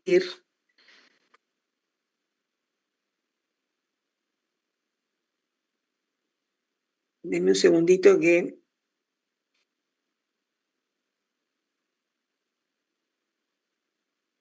El artículo 2 dice que los exhortos o cartas rogatorias emanados de procedimientos jurisdiccionales en materia civil o comercial que tuvieren por objeto la recepción o obtención de pruebas o informes dirigidos por autoridades jurisdiccionales de uno de los estados parte en esta convención a las de otro de ellos, serán cumplidos en sus términos si la diligencia solicitada no fuere contraria a disposiciones legales en el estado requerido que expresamente la prohíban, ¿no? O sea, no sé, como por ejemplo, que se le pida al juez que recabe una declaración de un testigo bajo los efectos de una sustancia, por ejemplo. Esto vendría a ser, profe, el control del orden público internacional. Sí, sí, sí, más allá de que está la cláusula del orden público más adelante, ¿no? Pero sí, Se efectivamente. aplica siempre en todos los Sí, exhortos, ¿no? el orden público Siempre. siempre es uno, por eso lo mencionamos entre esos 4 requisitos básicos que tiene que cumplir toda solicitud de cooperación, ¿no?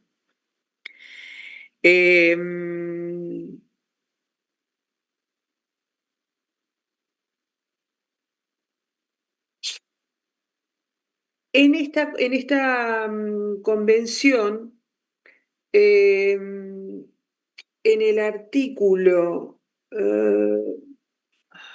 12, dice, la persona llamada a declarar en el estado requerido en cumplimiento de exhorto o carta rogatoria, podrá negarse a ello cuando invoque impedimento y excepción o el deber de rehusar su testimonio A, conforme a la ley del estado requerido, o B, conforme a la ley del estado requirente, si el impedimento, la excepción o el deber de rehusar invocados constan en el exhorto o carta rogatoria o han sido confirmados por la autoridad requirente a petición del tribunal requerido.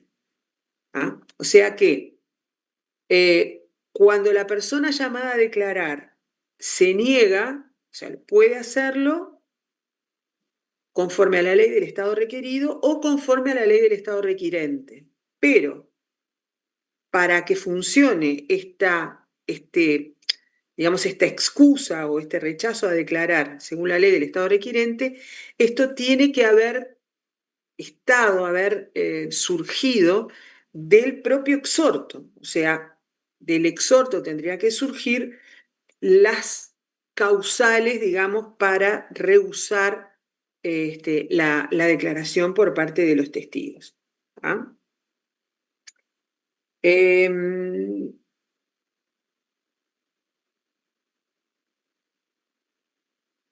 Bueno, básicamente lo básico de la Convención sobre recepción de prueba está acá.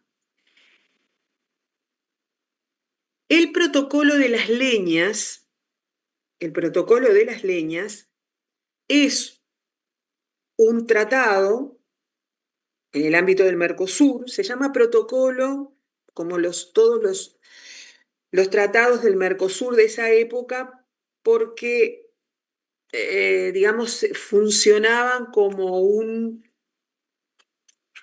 anexo, digamos, no un anexo, me estoy expresando mal, pero se tomaba como punto de partida el Tratado de Asunción, digamos, constitutivo del Mercosur, y los demás tratados que formaban parte del acervo normativo del Mercosur se denominaban protocolos.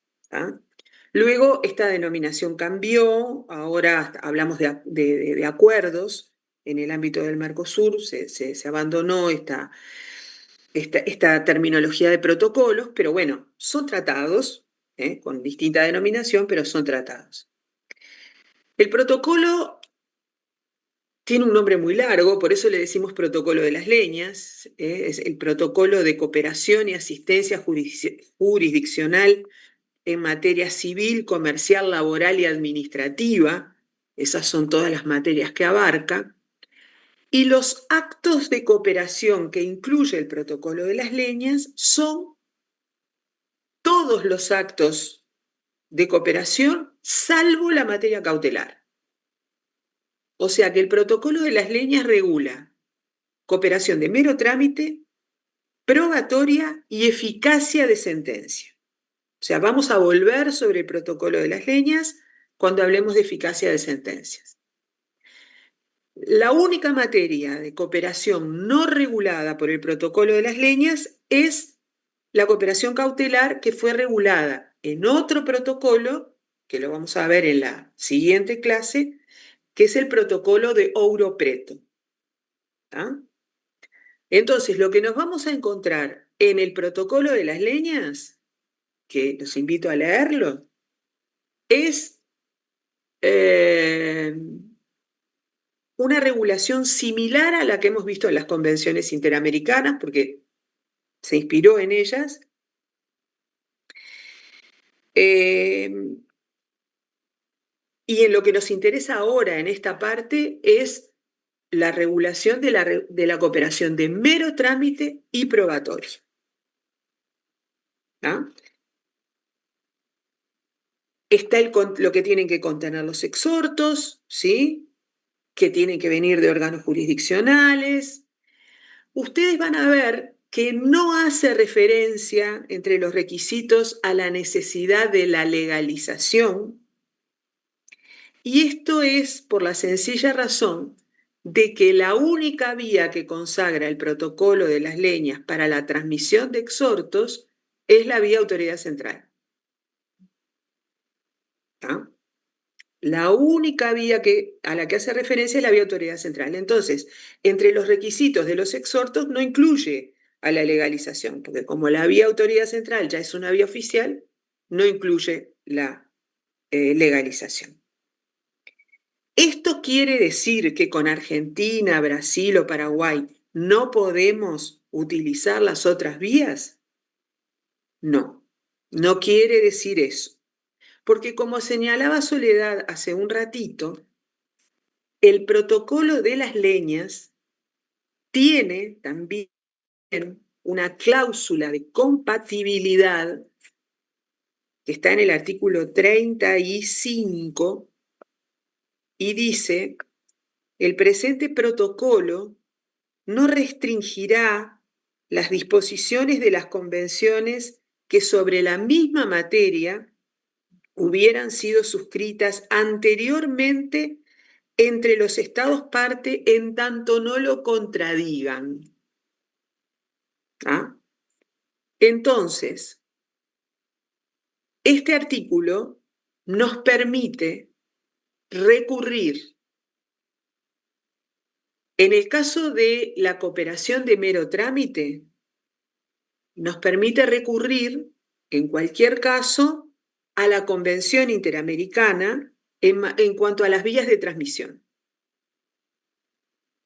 Es decir, que nos podemos amparar en las vías de transmisión consagradas en la Convención Interamericana. Porque además todos los estados parte del Protocolo de las Leñas son parte también de la Convención Interamericana sobre Exhortos. ¿Ah? Entonces, este artículo 35 nos permite no solamente transmitir un exhorto por la vía autoridad central, sino que también nos permite recurrir a la vía particular o a la vía diplomática. ¿De acuerdo? En materia probatoria, atención, porque Brasil no es parte de la Convención Interamericana sobre Recepción de Prueba. O sea, el artículo 35 es una cláusula de compatibilidad que permite compatibilizar los tratados de los que son parte todos los estados, ¿no? O sea, cuando todos los estados parte de la Convención Interamericana, también son parte de la otra. Ahora, si un estado como Brasil solo es parte de la Convención del Protocolo de las Leñas, entonces solo podemos aplicarle el Protocolo de las Leñas. ¿Ah? Brasil no ratificó la Convención Interamericana sobre recepción de pruebas. ¿Ah? ¿Estamos de acuerdo en eso? ¿Y la de exhortos? Sí, la de exhortos, pero no la de prueba. ¿Ah? Al menos por ahora. No se descarta porque la ratificación de Brasil de la Convención de Exhortos es una ratificación tardía, así que capaz que en algún momento ratifica la de prueba, pero por ahora no. ¿Está?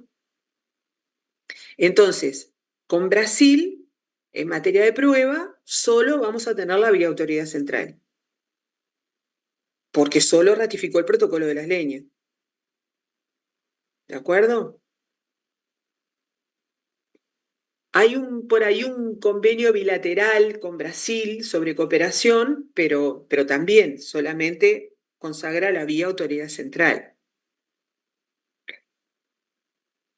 Con Argentina y con Paraguay, también en materia probatoria, vamos a tener las otras vías de transmisión, ¿no? Atención, porque a ver, dame un segundito, por favor. Un minuto que ya les voy a...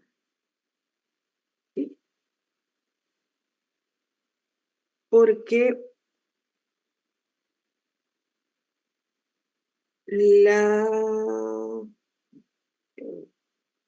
estoy fijando en las vías de transmisión, porque había por lo menos una versión de la Convención Interamericana que no contenía todas las vías de transmisión. Denme un segundo, a ver.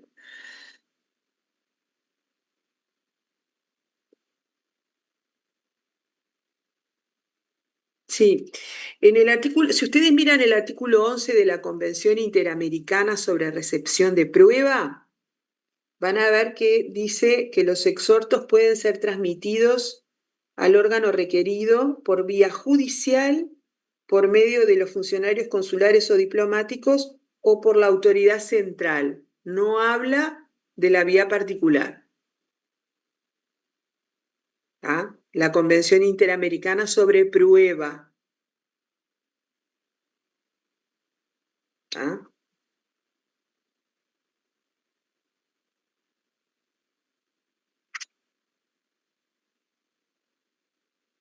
Bueno.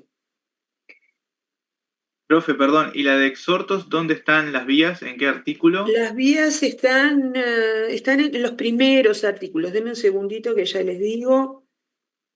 Está en el artículo 4. ¿Sí? Ahí habla, podrán ser transmitidos por las propias partes interesadas, por vía judicial, por medio de los funcionarios consulares o diplomáticos o por la autoridad central. ¿Sí?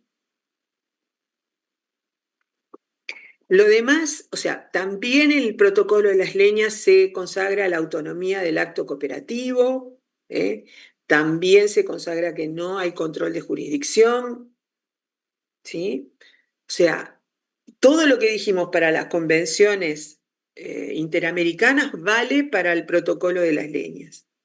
Se está inspirado en los mismos principios.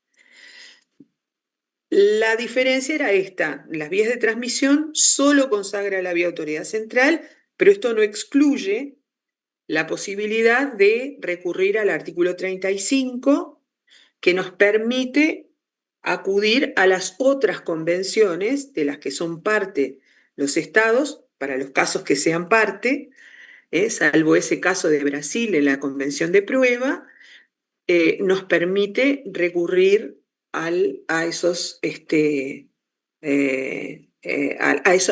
instrumentos de los que los estados también son parte. Y el CGP consagra los mismos mecanismos también para cuando Uruguay es Estado exhortado, ¿no? En materia de prueba, esto está en el artículo 500, segundito, 526 a 529, ¿sí? Ahí están, en particular el 527 habla de exhortos o cartas rogatorias, ¿sí? Y establece la obligación del Uruguay, de las autoridades judiciales uruguayas, de prestar cooperación en materia de mero trámite o probatorio. No sé, cláusula de compatibilidad estaría en el artículo 10 de la Convención Interamericana. No, artículo 10, no sé de la Convención Interamericana, no sé si refiere a la de exhortos. La de exhortos. Igual siempre están al final, no van a estar nunca en el medio. El artículo 10, no, el artículo 10 de la Convención de Exhortos es el que habla de la autonomía del acto cooperativo. La cláusula de compatibilidad de la Convención de Exhortos o cartas rogatorias está en el artículo 15. En la Convención sobre recepción de prueba, ya les digo dónde está la cláusula de compatibilidad.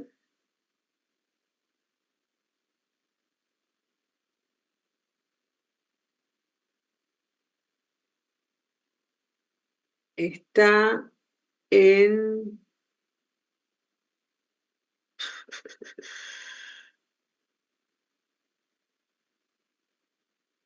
Está en el artículo 14, en la Convención sobre recepción de prueba.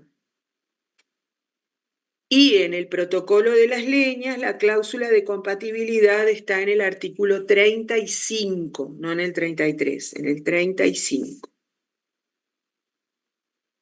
¿No? Alguien preguntaba,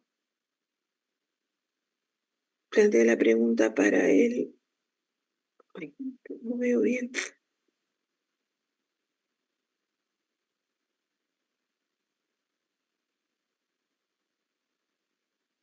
Ay, acá había una pregunta.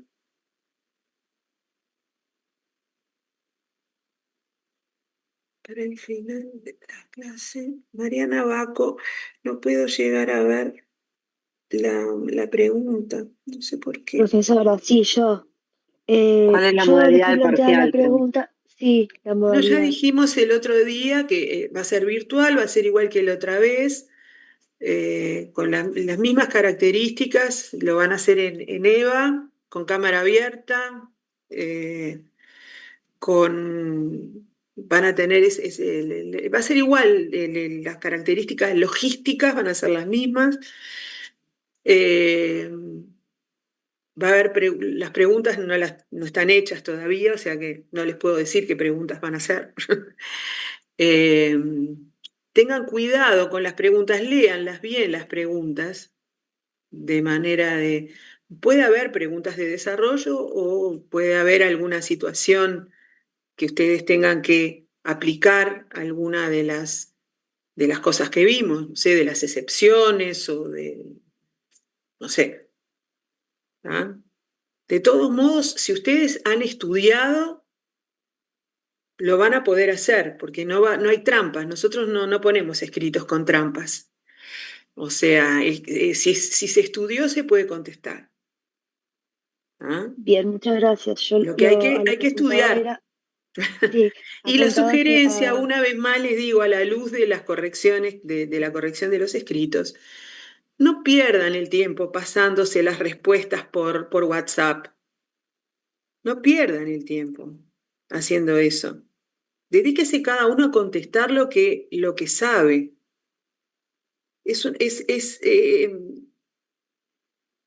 A veces, miren, ha habido preguntas en las que la doctora Portela creo que se los podrá decir igual que yo.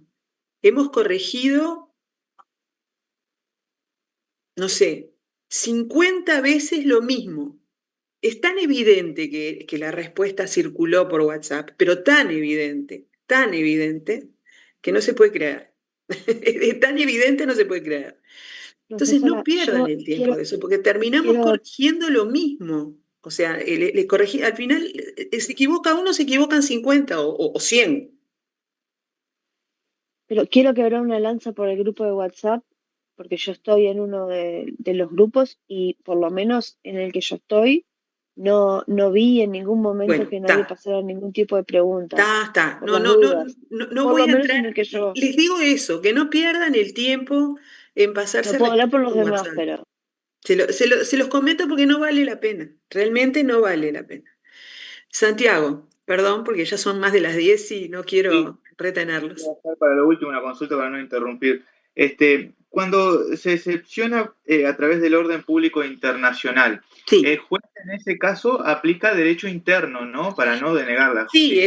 esa es la consecuencia, digamos, positiva, ¿no? O sea, la consecuencia negativa es dejar de aplicar el derecho extranjero y la consecuencia positiva es como tiene que darle resolución al caso Claro. y justamente lo que se hace a través de la excepción de orden público es proteger determinados principios esenciales del Estado, lo que se hace es aplicar la normativa que recoge esos principios, ¿no? Que se buscan proteger. Por eso se Perfecto. aplica el derecho propio. Y por eso también la consecuencia territorial del orden público. Porque como se aplica el derecho propio a una situación en la que normalmente no sería aplicable, sino que se hace excepcionalmente, esa solución no puede pretender surtir efectos fuera de fronteras, ¿no? Porque es una solución excepcional. Perfecto. Recuerden que si tienen alguna pregunta, si les surge ahora una pregunta en el fin de semana, nos pueden mandar, nos pueden consultar por el foro. ¿Algo más, Santiago? Sí, Porque perdón, ya que estoy ahí, sí, ya. no, pero porque vi que quedó así como. Una consulta nomás y nada más. Respecto al domicilio de las personas incapaces, cuando habla del lugar de su representación en los protocolos, estamos hablando obviamente del domicilio del representante, ¿no? Sí, Y sí. lo debemos definir de acuerdo a cómo definimos Eso domicilio. sobre todo plantea, se plantea la dificultad en el caso, como decíamos, de la patria potestad, donde la representación se puede ejercer fuera del lugar donde vive el incapaz. Porque en el caso de la tutela o la curatela, normalmente la representación se ejerce en el mismo estado donde vive el incapaz, ¿no? Porque para ser tutor o curador, normalmente hay que tener domicilio en el mismo estado del incapaz. Claro. La cuestión se plantea fundamentalmente en el caso de la patria potestad, donde los padres pueden ejercer la representación viviendo fuera o en un estado diferente a aquel en el que vive el menor, ¿no? Claro, pero para definir ese lugar de su representación, como dice el protocolo, hay que establecer el domicilio del representante, ¿no? Sí, Definir el domicilio del representante. sí. Perfecto. Muy bien, era eso, gracias. Por favor. No nos mate, ¿por qué los voy a matar? Ah, que no los mate el día del interno, con las preguntas. Bueno, no.